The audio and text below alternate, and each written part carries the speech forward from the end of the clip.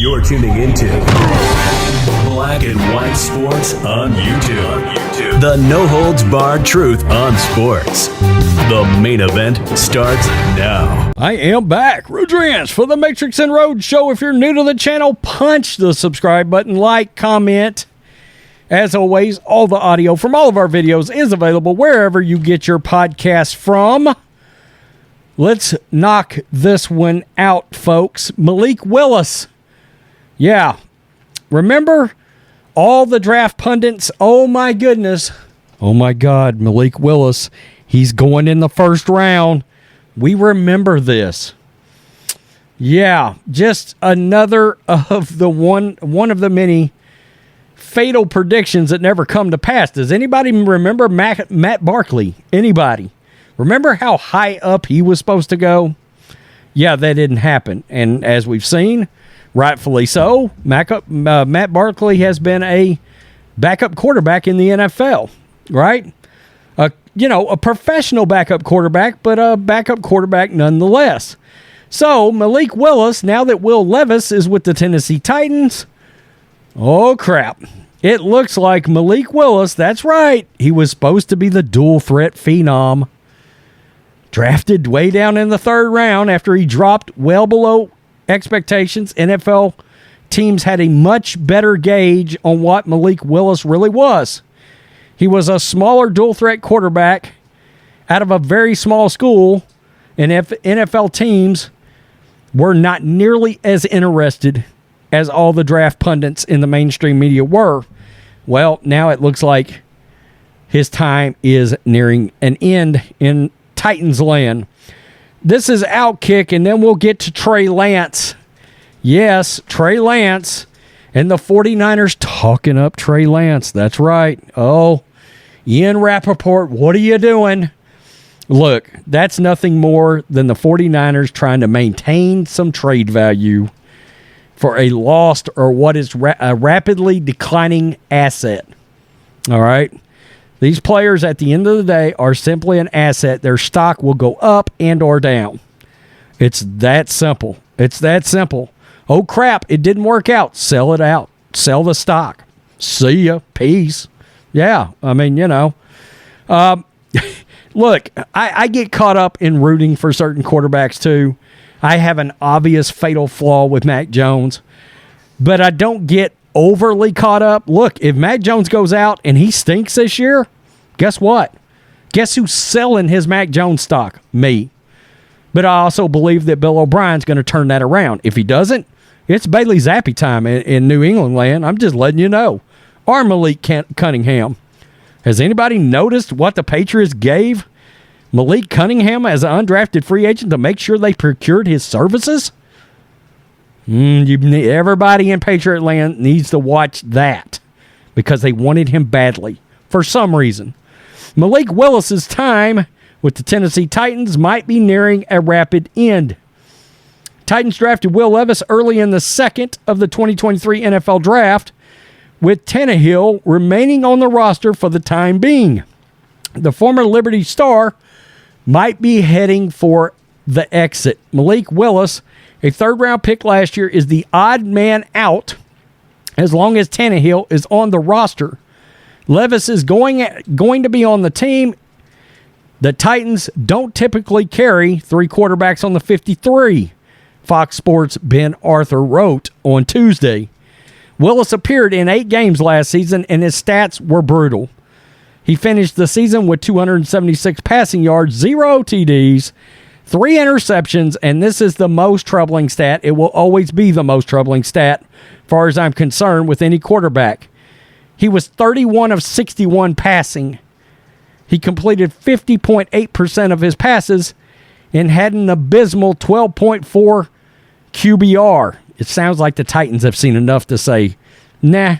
Look, when they drafted Will Levis, they were saying, nah, it didn't work out.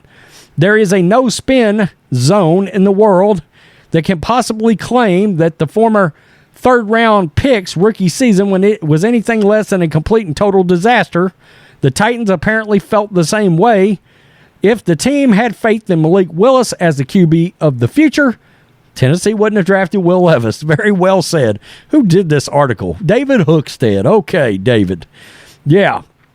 So you don't draft quarterbacks relatively early in back-to-back seasons if you have faith in a QB room. Furthermore, Ryan Tannehill hasn't been moved, and it's unclear if that will happen. What trade package will upgrade the team at QB week 1? If he's traded away, the Titans don't get a starting quarterback in return. The team will roll with Levis or Willis. Is there a Titans fan on the planet who thinks that's a winning formula? Absolutely not. Tannehill could also be straight up cut, but again, that leaves the Titans with poor options. You know, of QB needy teams, I don't know of anybody that would necessarily trade for Ryan Tannehill at this point. And I like Ryan Tannehill.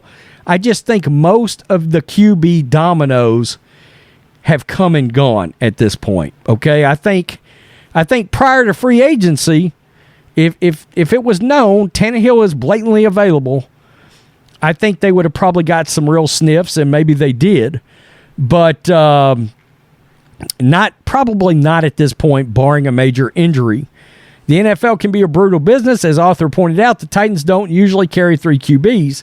That means somebody has to go, and it won't be Levis, and Tannehill remains on the squad. Bad news for Malik Willis. He could be out after year 1. And we'll just go over here right here. This is his Tennessee stats. He was 1-2. You know, Joshua Dobbs came in here last year. Joshua Dobbs actually flashed a little bit. But the Browns made it a priority to get Dobbs back in the house after it looked like they might have let one get away with potential. So the Browns gave Joshua Dobbs a little bit more money to get him back because, you know, I mean, they had the option to keep Dobbs, and evidently the Browns outpriced the Titans in that. This is his college stats right here. 64% completion, 61% completion, 20-6, 27-12, 62.8, 5,000 yards, 48-18. And then, of course, he had some impressive rushing stats. He had 14 touchdowns in 2020 and 13 touchdowns in 2021. All I've got to say is, if I'm the Titans, do you not at least look at Willis at running back? 6'1", 215. You know, do you go to the kid and say, look, we may have an avenue for you to remain in the NFL at running back. Do you want to give it a shot? I mean, I don't know at this point. I don't see what the trade value is going to be. And at that salary, you're not even going to worry about it. You just cut him. All right? Or somebody probably would have jumped out there. My God, if the Niners can't move Trey Lance, you know, although the asking price might be considerably different, I don't know why. Because at this point, Trey Lance has only looked about, you know, that much better than Malik Willis, but he has looked better. I don't want to act like he hasn't, because at least he's shown something, and Malik Willis has shown virtually nothing. So this week, Ian Rapoport, who's filling in for Pat McAfee, he shared a Niners tidbit.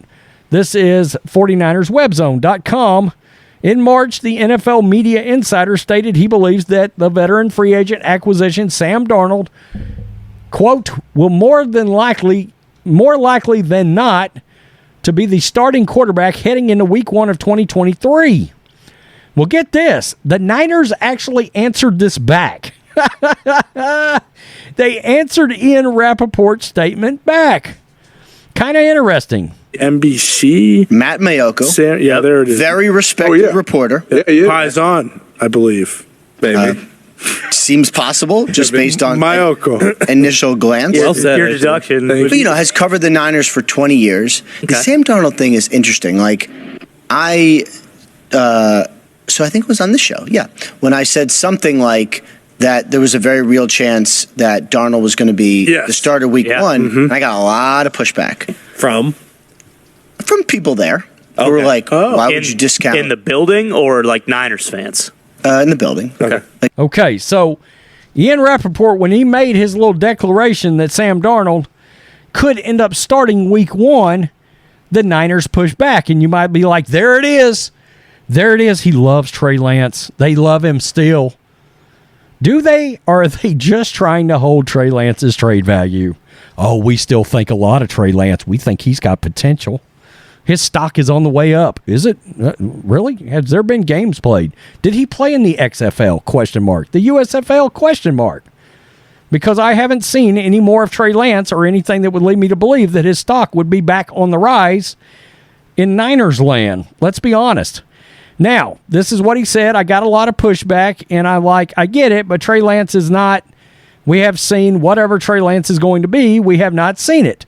Now, I will let you know this, and it goes on to talk about Brock Purdy sort of being weary of maybe whether or not he might come back for the season. You've got the general manager, John Lynch, Kyle Shanahan, not being able to agree already on exactly when Brock might come back. Look, Brock Purdy is clearly cut the guy in Niners land, okay? But Niners teammates, the hot shots, George Kittle, Christian McCaffrey, they've already wrapped their loving arms around Sam Darnold. They love him. They do. That's a big deal. Do you remember? They love Jimmy Garoppolo too. For whatever reason,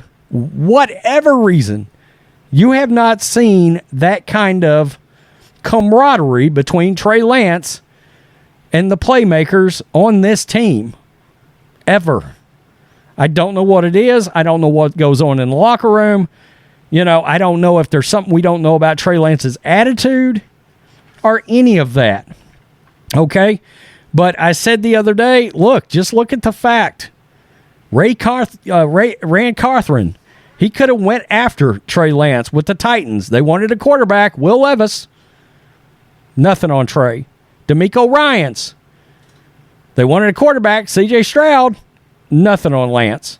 And both of those dudes were directly tied in and actually were with the Niners and saw Trey Lance. No runs at Trey Lance. I don't know what's going on there, and I am not invested. If Trey Lance would have gotten drafted, went out and balled out, I'd have been like, you bet Trey Lance a bad mother effer, and the Niners about to put it on y'all's ass. But I didn't see none of that. All right? I didn't. And you might be like, yeah, but you're a Mac Jones dude. Yeah, Mac Jones had one of the best rookie seasons we've ever seen out of a NFL quarterback. And then he fell way off in his second year because he had a clown show for an offensive coordinator and quarterbacks coach. Matt Patricia and Joe Judge. I still don't understand it. Bill, help me understand it. Belichick, help anybody understand that. And why do you think Robert Kraft said, Bill, you're hiring Bill O'Brien back? Because he's got a young quarterback that flashed and looked good his rookie season, and they pissed it right out the window in the second year. And Mac may not recover from that. It may have ruined his career for all we know. There's a chance. I could tell you this, as far as Mac Jones, in 2 years, wouldn't shock me if he's the starting quarterback for the Las Vegas Raiders. Or even next year. Tell me what you think, Black and White Sports 2 supporters. Peace. I'm out. Till next time. Thanks for watching the show. Be sure to like, comment, and subscribe. Be sure to tune in next time on Black and White Sports.